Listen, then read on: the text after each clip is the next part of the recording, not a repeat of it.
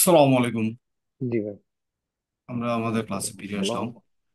এখন গতকালকে আমরা যে পজিশনে ছিলাম, এই পজিশন থেকে আমরা আজকে একটু ইয়ে সামনের দিকে আগাবো ইনশাল্লাহ। তো আপনি খেয়াল করেন আমি কি কাজ করি, খেয়াল করেন। এখন আমি ওকে। ইটেপস আমরা এই পর্যায়ে ছিলাম, ইটেপসের এই পর্যায়ে জি। ছিলাম। এখন এই বিষয়গুলো হচ্ছে কি, এই বিষয়গুলো হচ্ছে আমাদের গ্রিড লাইন নিয়ে আমরা আলোচনা করছিলাম। গ্রিড লাইনের মধ্যে কলাম সাপোর্ট, কলাম লোকেশন এবং কি মেটেরিয়াল প্রপার্টি, এগুলো আমরা নিশ্চিত করব। ঠিক আছে। জি। এখন কিভাবে নিশ্চিত করব বিষয়গুলো একটু খেয়াল করেন। আমরা প্রথম অপশনটাতে গিয়েছিলাম কোথায়? ডিফাইন। ডিফাইনে গিয়া মেটেরিয়াল প্রপার্টিতে ছিলাম। মেটেরিয়াল প্রপার্টিতে আমি দুইটা মেটেরিয়াল বানাইছি। এই দুইটা ম্যাটেরিয়ালস এর উদ্দেশ্য কি ছিল? একটা ছিল আহ, পাথর, একটা ছিল খোয়া। এখন এই ওয়া। পাথর আর খোয়ার যে বিষয়টা, এই দুইটা স্টোন চিপ এবং কি ব্রিক চিপ, এই দুইটা মেটেরিয়াল প্রপার্টি আমরা আমাদের স্ট্রাকচারের কোথায় ব্যবহার করব? আমরা আমাদের স্ট্রাকচারে হুম। স্টোন চিপের ব্যাপারে যে তথ্যটা দিছিলাম সেটা হচ্ছে এটা আমাদের হলো কলাম। ফাউন্ডেশন আর হলো কলাম। হ্যাঁ, যেহেতু বিল্ডিং এর main major member load carry করবে, সো এরকমটাকে আমরা স্টোন চিপ দ্বারা কাস্টিং করব এবং কি বিম এবং কি স্ল্যাবকে আমরা খোয়া দিয়ে কাস্টিং করব। ঠিক আছে, এই হচ্ছে ব্যাপার। এখন এই বিষয়গুলো হচ্ছে আমাদের মেটেরিয়াল প্রপার্টির আলোচনা। এবং টোটাল বিল্ডিংটা রেজাল্ট, আউটপুট আমি আরেকটু ক্লিয়ার করি। আপনি যখন রেজাল্ট নিবেন, যখন আমাদের বিম আর কলামগুলা আইডেন্টিফাই করব, মানে ডিজাইন করব, ওই ডিজাইনের ক্ষেত্রে কিন্তু এই 3000 PSI এর কিন্তু একটা ভূমিকা আছে, দারুণ ভূমিকা। বলে এটা কি ভূমিকা আছে বলো? কারণ স্ট্রাকচার ডিজাইন করার কলামের যে সূত্র, ওই কলামের সূত্র কিন্তু এই 3000 PSI অপশনটা আছে। এফসি কত ধরতেছেন? ঠিক আছে, হুম এফসি হুম। ওই অপশনটা আছে। তাহলে এটা ধরার পেছনে একটা ব্যাপার থাকে এমন, আপনি যত কম কোয়ালিটি সম্পূর্ণ মেটেরিয়ালস ইটেপসি ডিফাইন করবেন, ইটেপস আপনাকে তত বেশি রেইনফোর্সমেন্ট দেখাবে, তত বেশি কলামের সাইজ দেখাবে। সে বারবার বলবে আই এম নট ক্যাপাবল।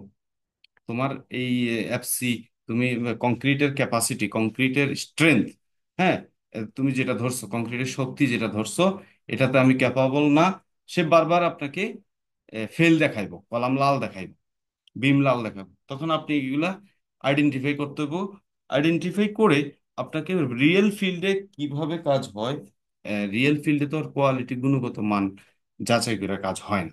সেহেতু আপনাকে ওই, কালকে আমি যেটা বলছিলাম, আমরা ডিজাইন করি ওইভাবে যেটা পারফরম্যান্স বেস ডিজাইন, বিল্ডিংটা কেমন পারফর্ম করবে ওইটার উপরে বেস করে হুম। স্ট্রাকচারটা ডিজাইন করে থাকি।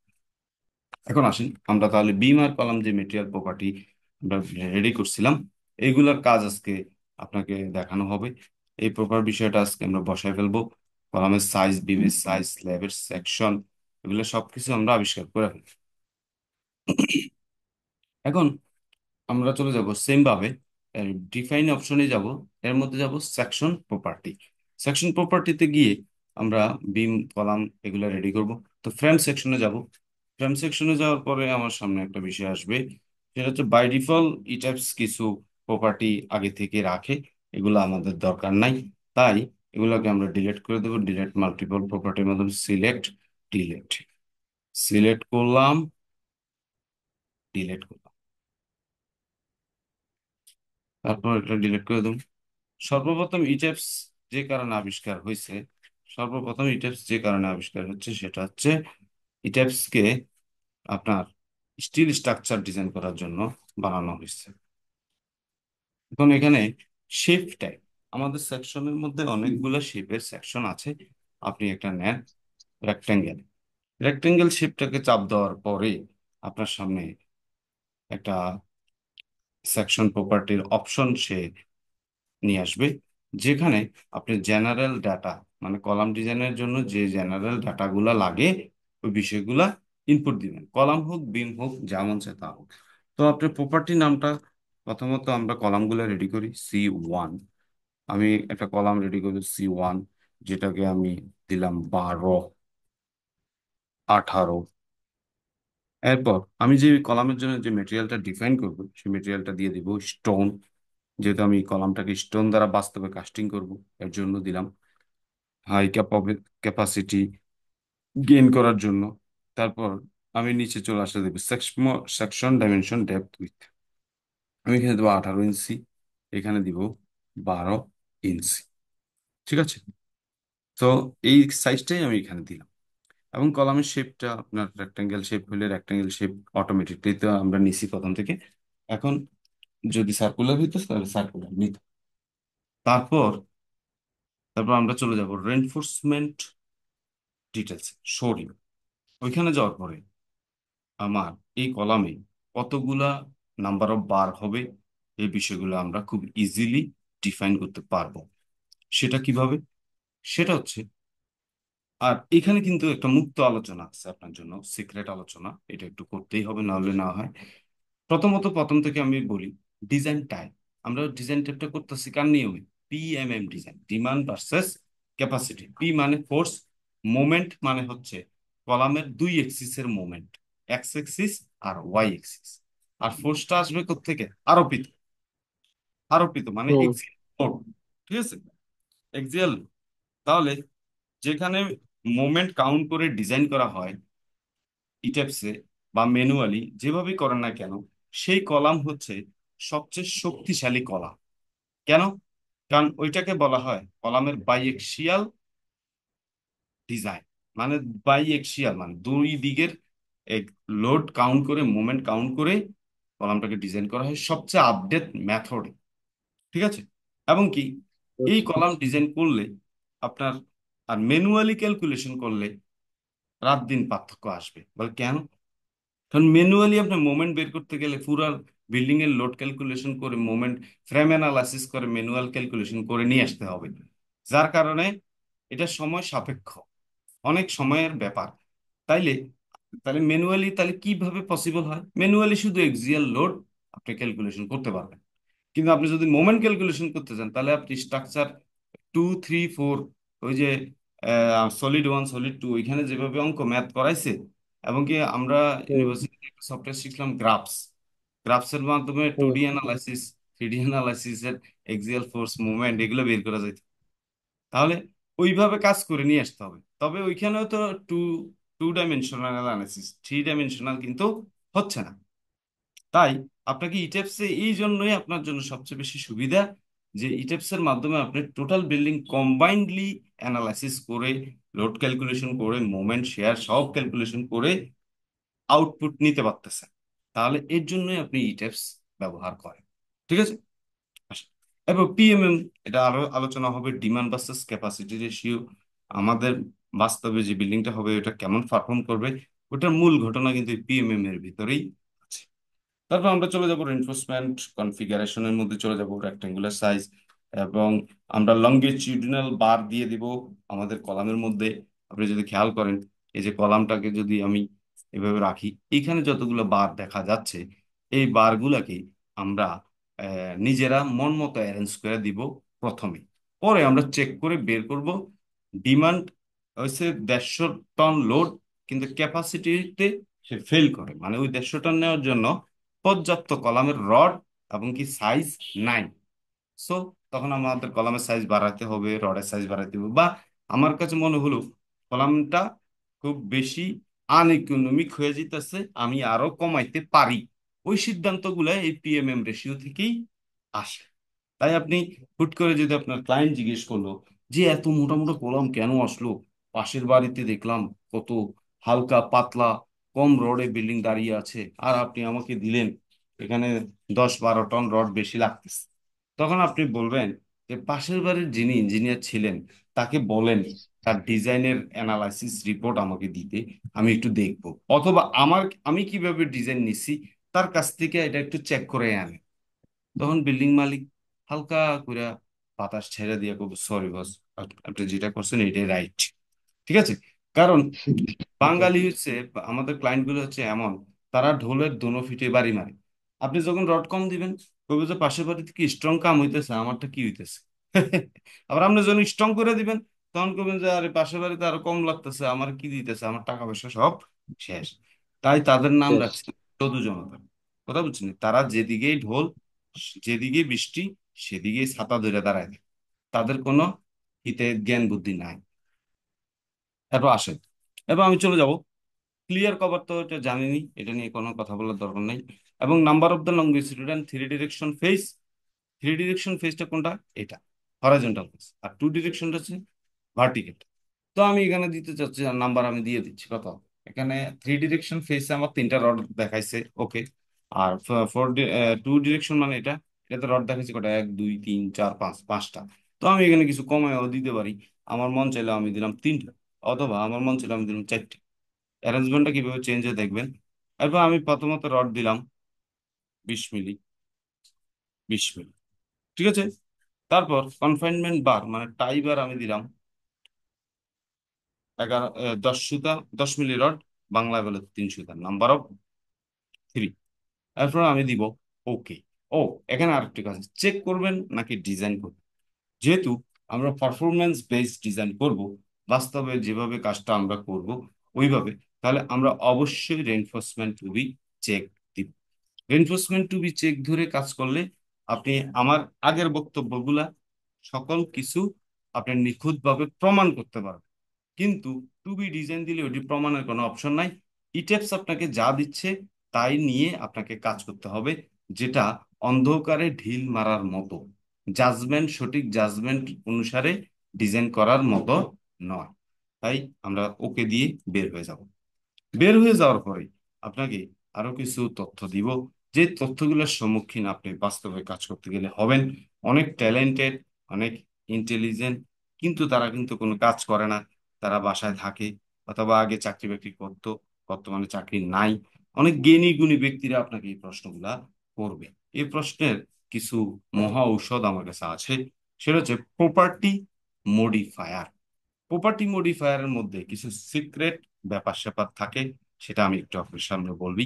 সেটা হচ্ছে মডিফাই অপশনে আমরা চাপ দেওয়ার পরে এখানে কিছু কথা আছে।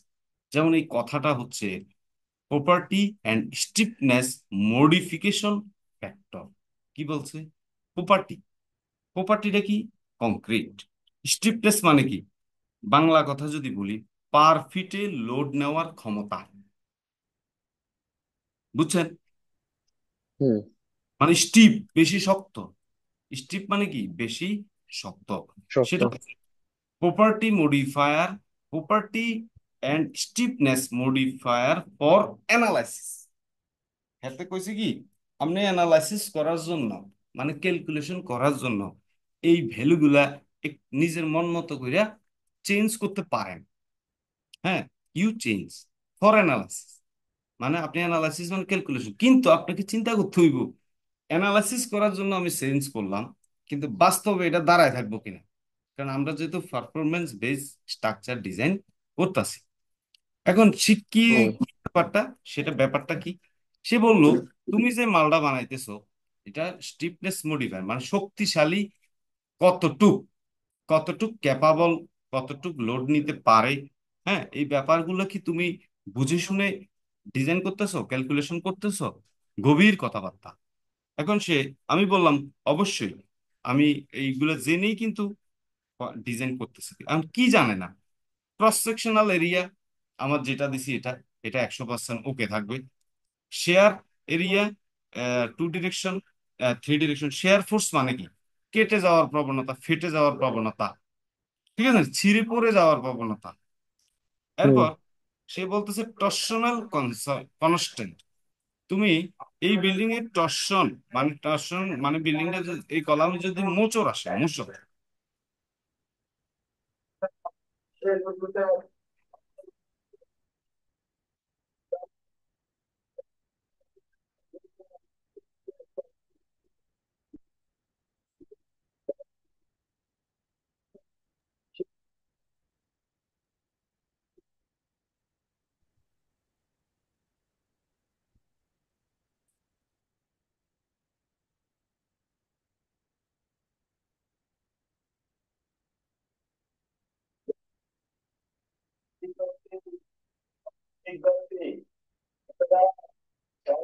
সকলের অবগতির জন্য জানা যাচ্ছে যে চট্টগ্রাম উপজেলার সাম্প্রতিক বন্যা জলাবদ্ধতা ভয়াবহ বিবেচনায় এবং আসন্ন বর্ষা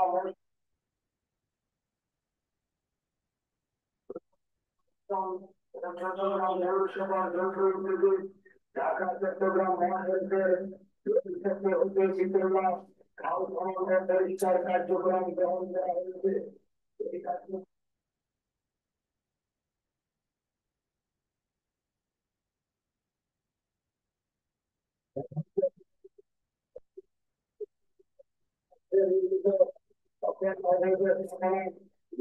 ব্যবস্থাপনায় অবিলম্বে অবস্থানের জন্য নির্দেশ প্রদান করা হলে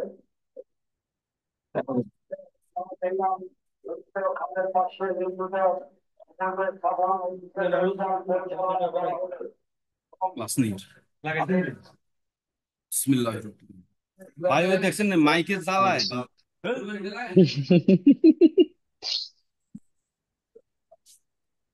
আজকে তোমার খুব বিরক্ত করতেছে এক একজন। না না, বিরক্ত না।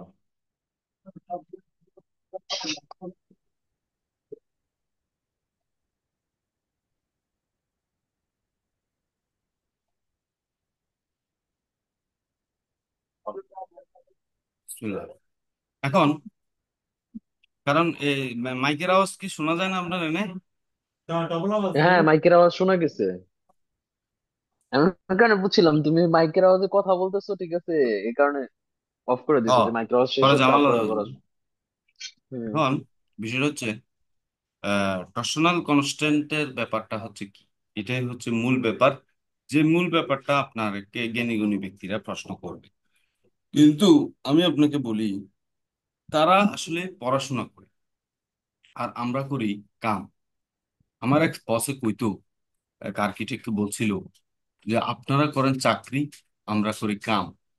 এখন এই কথাটা আসলে তিনি কাউকে ছোট করার জন্য বলেনি, ওই কাজের পারপাসে যায় বলছে। কি বলছে কাজের পারপাসে? আপনি যখন কাম করতে যাবেন ভাই, তখন আপনার উপরে বিশাল একটা দায়িত্ব থাকবে। যেমন এই বিল্ডিংটাকে প্রপারলি দাঁড়া করায় রাখাটা দায়িত্ব কার? আপনার। কিন্তু হুম। যারা কাম করে না, চাকরি করে, বইপত্র পড়ে মাঝে মধ্যে, আর সপ্তাহে একবার বা মাসে একবার বেতন পাওয়ার পরে ওই গার্লফ্রেন্ড লইয়া ভালো একটা রেস্টুরেন্টে যায়, যাইয়া খায়, খায়া খাবারের ছবি আপলোড দেয়, ওই ধরনের কিছু বোকা লোক আপনার সামনে চলে আসবে। তারা আপনাকে এই ধরনের প্রশ্ন করবে। কি প্রশ্ন? আচ্ছা, তুমি কলামে কোন কোড ধরে বিল্ডিং ডিজাইন করো? তখন আপনি বলবেন কেন বিএনবিসি কোড। বিএনবিসি ভার্সন এখন তো অনেকগুলো তৈরি হয়েছে। আমার কাছে বিএনবিসি ভার্সন আছে 1996, 2006, তারপরে 2015, তারপর 2020। কয়টা আছে ভাই আমার কাছে? আবার আরেকটা আছে 2030। এখন বলে 2030 করতে গেলে এটা তো আর গ্যাজেটেড না। কোনোটাই গ্যাজেটেড ছিল না, সবগুলো হচ্ছে কপি পেস্ট। সবগুলো হচ্ছে এসিআই কোড ধরিয়া একটা কোড, একটা নথি, একটা বই, একটা গাদা বই আপনার হুম। জন্য বানাইছে।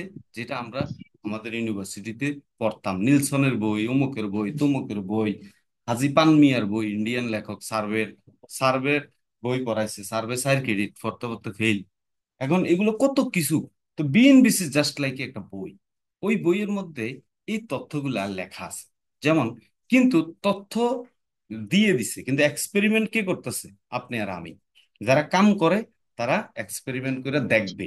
বিএনবিসি হচ্ছে ওই হুম। এক্সপেরিমেন্টাল একটা বই, যেটাকে বলা আছে তুমি ডান হাত দিয়ে খেয়েও, বাম হাত দিয়ে ফেলে দিও।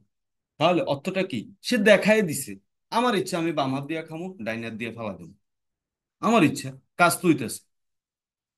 এখন কিন্তু সে দেখাই দিল কি ডান হাত দিয়ে খেয়েও বাম হাত দিয়ে ফেলে দিও। এখন বিএনবিসি হচ্ছে এমন একটা বই যেটা আলমারিতে সব সময় থাকে, সে আলমারি থেকে বের হয় না। আর আপনার আর আমার কাজ করার জন্য বের হইতে হয়। তাহলে বের হইতে গিয়া বাস্তব ফিল্ডে কিভাবে কাজ হয়, ওই কাজের নমুনাটা কিন্তু আমরা প্রেক্ষাপটে দেখি। এর জন্যই আমরা পারফরমেন্স বেস ডিজাইন করি, কাজ করি।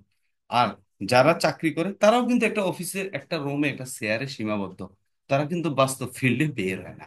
তো তাদের সাথে প্রশ্নের উত্তর যদি দিতে চান, ঠিক এইভাবে দিতে হবে, আমি যেভাবে দিলাম। এখন আসি, মূল কথা হচ্ছে টর্সনাল কনস্ট্যান্টের ব্যাপারে বাংলাদেশ ন্যাশনাল বিল্ডিং কোডে বলা আছে। বলছে যদি তুমি তিন টাইপের কথাবার্তা বলা আছে, তুমি কলামের ক্ষেত্রে 70% ধৈর্য, স্ল্যাবের ক্ষেত্রে 35% ধৈর্য, আর বিমের ক্ষেত্রে 30% ধৈর্য। এখন বিএনবিসি যেই কথাটা বলছে এই কথাটা সত্যই বলছে। বাংলাদেশ ন্যাশনাল বিল্ডিং কোড একটা সত্য কথা বলছে। বাস্তবে কিন্তু ওইভাবে লোড ট্রান্সফার হয়। তার জন্য আপনার কলামের যে স্ট্রেংথ আপনি ধরছেন 3000 PSI, ওই 3000 PSI 100% কনফার্ম করতে হবে। এবং কি বিমের কলামের যে পিএসআই ধরছেন কংক্রিটের স্ট্রেংথ, এটা 100% কনফার্ম করতে হবে। ওই কনফার্মেশন পাওয়ার পরেই না আপনি এই ইটেপস কে অ্যানালাইসিস করার জন্য এই ফ্যাক্টর গুলা দিবেন। কথা কি বুঝতে পারছেন?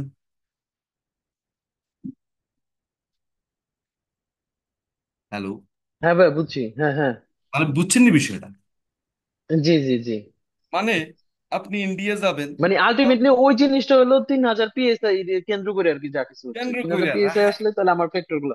হ্যাঁ, আপনি যদি ওই ডিজাইনের স্ট্রেংথ রক্ষা না করতে পারেন, টর্সনাল কনস্ট্যান্ট 1000% দিলে লাভ হইব?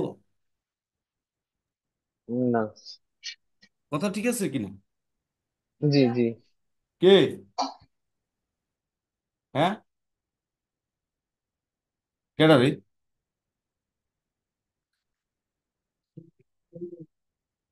আমি তো ক্লাস নিতেছি, নাই তো কেউ। জানি না ভাইয়া কই গেছে, ভাই আমার এনে আসে নাই। এখন টর্সনাল কনস্ট্যান্টের ব্যাপারটা হচ্ছে ওইটা, আপনি যদি 100% কনফার্ম করতে পারেন আপনার কলামটা 3000 4000 PSI নিতেই পারে, তখন তো এই আপনি হুম অ্যানালাইসিস করার জন্য টেনে। কিন্তু আমি বলবো এই কাজটা আপনি করেন না। কারণ আমি যে বিল্ডিং গুলো ডিজাইন করব ওইখানে আপনার আর আমার যখন ড্রয়িং সাবমিট করা হয়ে যাবে, তখন বিল্ডিং এর মালিক আপনারা আর চিনবো না। সে একজন দক্ষ মিস্ত্রিকে নিয়ে কাজ শুরু করে দিব, যে কিনা হার্ভার্ড থেকে পিএইচডি করা। ঠিক আছে, আসেন। এরপর মোমেন্ট, ওই মোমেন্ট অফ ইনার্শিয়ার যে ব্যাপারটা, M2, M1, M3, ওই এই বিষয়গুলা আপনি কলামের ক্ষেত্রে 100% রেখে দিবেন। এখন ওকে দেন, ওকে দিয়ে বেরিয়ে যান। এই হচ্ছে আমার বক্তব্য। এখন এইভাবে করে আমি সবগুলা কাজই করব। C2,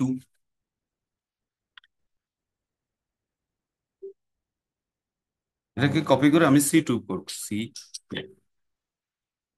C2-র মধ্যে নিব 12, 20।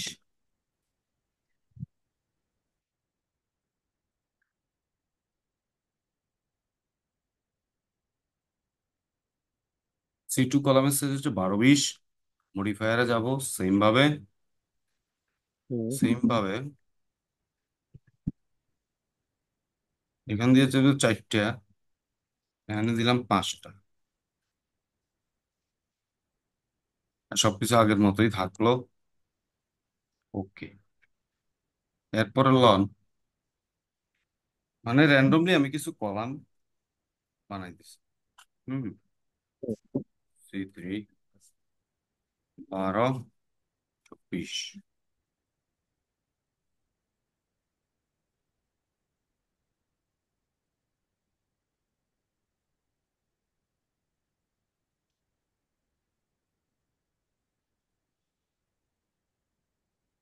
এখানে আমরা কর্নারের 4টা রড 25 মিলি দিতে যাচ্ছি, দিলাম।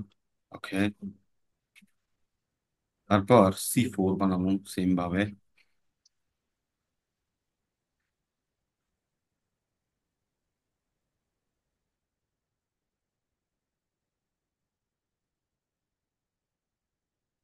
15, 24, জাস্ট হালকা হালকা করে বাড়ান।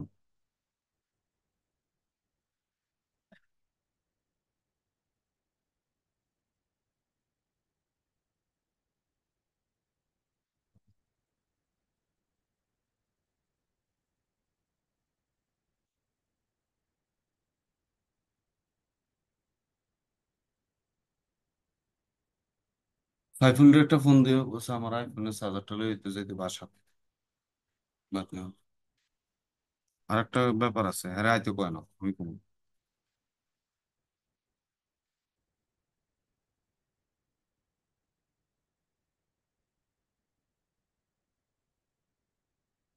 শুনলি? হ্যাঁ হ্যাঁ, ভালো হচ্ছে। না না, এটা ভালো, এটা 2 সেমি। এইভাবে করে ভাই, টুটুল ভাই, এইভাবে করে আপনি কলামগুলোকে বানিয়ে ফেললেন। বানানোর পরে সেম ভাবে আপনি বিম গুলো বানাই ফেলেন। তবে বিম বানানোর ব্যাপারে আপনারা আমি একটা তথ্য দিতে চাই। সেটা হচ্ছে, বিমের র্যান্ডমলি আমরা কিছু তথ্য এখন বানাই, বানানোর ড্র করার সময় রিয়েলিস্টিক ওই তথ্যটি আপনারা দিন। কিন্তু বিমের ব্যাপারে বিশদ আলোচনামূলক ভিডিও আমার চ্যানেলে আছে, আমি আপনাকে শেয়ার করে দিব। ঠিক আছে, তাহলে আপনি আচ্ছা। হেডফোন কানে লাগিয়ে লাগিয়ে বুঝতে পারবেন। একদম সহজ। বিম ডিজাইন হয় দুই জি ভাবে। ভাই। একটা হচ্ছে বিম ডিজাইন হচ্ছে দুই ভাবে। একটা হচ্ছে বিমের উপরে যে লোড আসে, লোড থেকে যে মোমেন্ট আসে, ওই মোমেন্ট ধরে রড বের করা হয়। আর শেয়ারের কারণে আপনি রিং দিন, রিং রিং, আচ্ছা। বুঝছেন? সেটাকে বলে শেয়ার রেনফোর্সমেন্ট অথবা ওয়েব রেনফোর্সমেন্ট। কিন্তু আমাদের যখন ভার্সিটিতে পড়ছিলাম, তখন আমাদেরকে জাস্ট একটা লাইনটাই না, লাইনের নিচে কিছু সাপোর্ট দিছে, ওই সাপোর্ট দিয়ে উপর দিয়ে ইউডিএল লোড দিয়া বইলা দিছে যে এটার মোমেন্ট বের করো, শেয়ার ফোর্স বের করো, এটা নিয়ে যত মাথা নষ্ট। কিন্তু তারা যদি তখন বইলা দিত এটা একটা বিম, ধরো এটা একটা বিম, বিমের উপরে ইউডিএল লোড আসে, কোত্থেকে আসে? কোত্থেকে? সেটা আসে স্ল্যাব থেকে। স্ল্যাবের উপরে কারা আছে? ল্যাব আমরা থেকে। আছি। আমরা আছি। হুম। তা আমরা আছি, আমাদের লোড গুলা বিমে যায়, বিম থেকে কলামে যায়, কলাম থেকে ফাউন্ডেশনে যায়। হ্যাঁ, ফাউন্ডেশন। কিন্তু কত কঠিন করে পড়ায়। আহ এখন এখন এই কলামটাকে জাস্ট আমরা রেনফোর্সমেন্ট অপশনে গিয়ে কলামের জায়গায় বিম দিয়ে দিই। বেশ। এই যে দেখেন, আমরা লঙ্গিচুডাল বারের 60 গ্রেড ধরছি, আপনি চাইলে আর 75 গ্রেড 76 গ্রেডে ধরতে পারবেন, এখানে অপশন আছে। হ্যাঁ, রেডি করতে পারবেন, অসুবিধা নাই। বিমের ক্ষেত্রে রেনফোর্সমেন্ট দেখায় না, কিন্তু বিমের ক্ষেত্রে ওই প্রপার্টি মডিফায়ারের কিছু ব্যাপার আছে, যেটা আপনি অনেকজনকে শুনতে দেখবেন, টর্সনাল কনস্ট্যান্টকে 50% কইরা দেয়। হ্যাঁ, এটি করা যাবে না। কেন করা যাবে না? কারণ আমি তো স্ট্রেংথ কনফার্ম করতে পারতেছি না। কনস্ট্রাকশনে যে আমার হুম 100% ইকোনমিক কাজ হবে, 100% প্রপার কাজ হবে, স্ট্রেংথ কনফার্ম করবে, ওটা কিন্তু আমি জানি না। তাই এই প্রপার্টি হুম। মডিফায়ারের কোনো পরিবর্তন আমরা করব না। কিন্তু বিএনবিসি তে বলা আছে তোমরা 30% বাদ দিও, 35% বাদ দিও। এটা কিন্তু সে বলছে। কিন্তু বিএনবিসি তো থাকে আচ্ছা। আলমারিতে, সে তো বাস্তব ফিল্ডে আসে না। আচ্ছা। হ্যাঁ,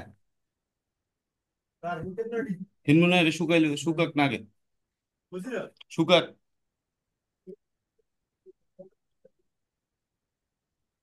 এখন তারপর আমরা আরেকটা সাইজ বানাবো, 12-20।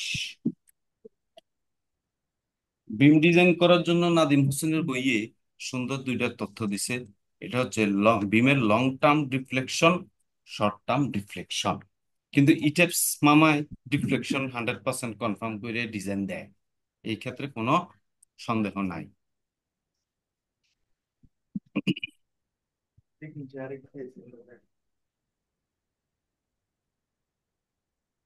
তারপর এই দুইটা বিমে আমরা আপাতত বানায় রাখি। আর একটা লিফট করার জন্য বানাইতে হবে 10, 18 বা 10-20 একটা বানায় রাখলে হবো। লিফট করার ভেতরে যে বিমটা আমরা দিব। নোমান ভাইয়া, ওই গ্রেড বিমের জন্য কি আলাদা ভাবে কোনো কিছু বানাইতে হবে নাকি এই ফ্লোর বিম দিয়ে এটাও হয়ে যাবে? কি বিম? ওই গ্রেড বিমের জন্য। এটা হচ্ছে যে আপনার বিম, ইটেপস তো আর জানে না যে কোনটা গ্রেড বিম কোনটা ফ্লোর বিম। হ্যাঁ, বুঝে আমার উপরে লোড আছে, লোডের অনুসারে এটা টিকে না, এটা ফেল বা এটা পাস। হুম হুম। তাকে আপনি ডিফাইন করে দিলে সে, ডিফাইন নাম মেনশন করে দিলে, যে কথা না দিলে একই কথা, সে বুঝবে সাইজ। বুঝছেন নি? না, আমি বলতেছি কি গ্রেড বিমের বিষয়টা কি টেপস এই জায়গায় আসবে? হ্যাঁ, আসবে তো, অবশ্যই আসবে। গ্রেড বিম আমরা দিব তো, কিন্তু ওই আপনার ফ্লোর বিম লিখতেছি দেখে আপনার মনে চিন্তা হইতেছে আসলে গ্রেড বিম দিচ্ছি না কেন। ওই গ্রেড বিমটা হচ্ছে আচ্ছা মাটির আচ্ছা। সাথে সংস্পর্শে থাকে তো, এর লেগে এটারে আলাদা হুম হুম করে হুম। আমরা গ্রেড বিম আকারে চিনি। এটা হুম আপনি হুম হুম। ড্রয়িং করার সময় ওইভাবে দিবেন, যে কোনটা গ্রেড বিম, কোনটা ফ্লোর বিম, কোনটা রুফ বিম, কোনটা টাই বিম। ঠিক আছে? হুম। এটা কোনো আহামরি ম্যান্ডেটরি অপশন না। আপনি চাইলে হুম। আপনি যদি চান যে আপনি আলাদা করে গ্রেড বিম গুলাকে চিনতে চাচ্ছেন, ডিফাইন করতে চাচ্ছেন, সেই ক্ষেত্রে আপনি এটাকে একটাতে কপি করেন, অ্যাড কপি করে এটাকে লিখেন জিবি 12 18 বা জিবি 10 18, ওইভাবে আপনি মেনশন করতে পারেন, জিবি 12 18, ঠিক আছে? হুম। এইভাবে করে আপনি করতে পারেন। এক্ষেত্রে আপনার জ্ঞানী গুণী ব্যক্তিরা আপনাকে অনেক প্রশ্ন করে কনফিউজ করতে চাইবে, কিন্তু দিন শেষে আপনাকে কাজ করতে হবে। কাজ করে ক্লায়েন্টের বিল্ডিং দাঁড়া করা দিতে হবে, ওই জ্ঞানী গুণী ব্যক্তিরা কিন্তু ওই দায়িত্ব নিবেন। হুম।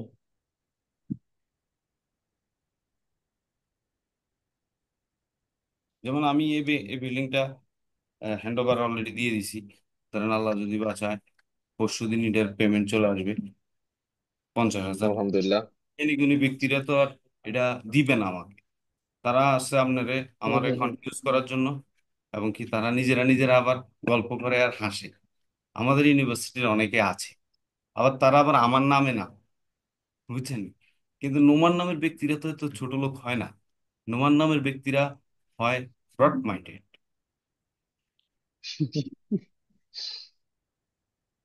যেমন আমাদের ফেনীতে একজন আছে ইঞ্জিনিয়ার এম এ নোমান, উনি 1998 সালে ডিপ্লোমা পাস। তো ওর লগে আমার কম্পিটিশন করলে হইব?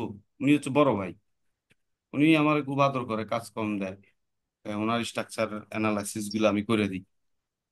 তো ধরেন নোমান নামের ব্যক্তি নোমান আলী খান, যিনি ইসলামিক লেকচার বানান। তাহলে এবার কিন্তু সব নোমান তো দেখলাম যে উম, ভালো মানুষ, কিন্তু আমার নামে নামের ব্যক্তিগুলা একজন পাইলাম শুধু আমার পিছে পড়ে আছে, আবার সে আবার আমার ইউনিভার্সিটিতে পড়ে। আচ্ছা আচ্ছা।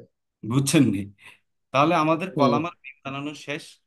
1 মিনিট পরে আমরা 5টা 20 মিনিটে আবার জয়েন করবো, 6টার আগে ক্লাস শেষ করবো। ওকে? আমরা স্ল্যাব আর শেয়ার ওয়াল গুলো আচ্ছা। বানাই।